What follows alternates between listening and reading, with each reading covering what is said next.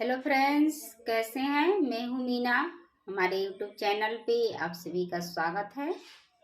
आज मैं बहुत ही प्यारा देवी सोहर गीत सुनाने जा रही हूं। वीडियो पूरा देखिएगा। पसंद आए तो लाइक शेयर सब्सक्राइब करके चैनल को ढेर सारा प्यार दुलार आशीर्वाद देके आगे बढ़ाएं। कमेंट में बताएं कैसा लगा। रुचि रुचि अगेनाली पाई चौका पुराई चौका पुराई हो।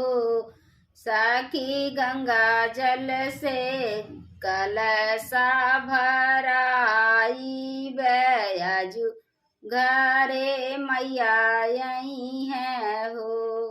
साखी गंगा जल से कलशा भराई आजू घरे मैया यही है हो। 16 हो सिंगार कैली शीतल माता अगना बिराजाई अगना बिराजाई हो। साखी नव दिन पूजा बेचारनिया बखरिया के भागी जागी हो। साखी नवा दीना पूजा बेचारनिया बखरिया के भागी जागी हो। अड़ाउल के आसन लगाई दिहनी दिया ना जलाई दिहनी दिया ना जलाई दिहनी हो।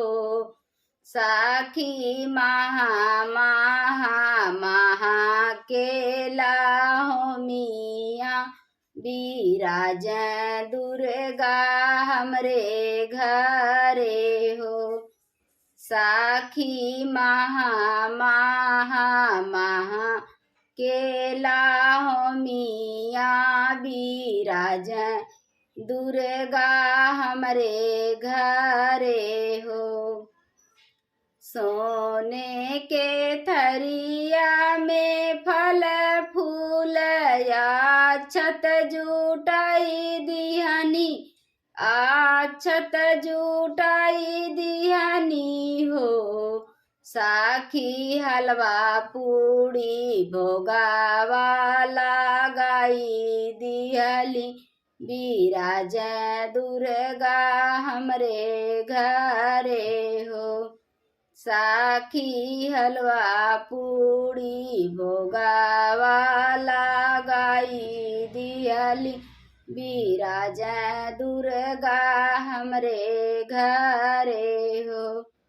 रुचि रुचि अंगनाली पाई चौका पुराई चौका पुराई हो।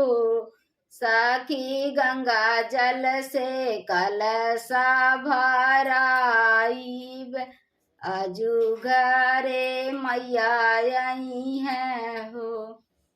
साखी गंगा जल से कलशा भराई आजू घरे मैया यही है हो।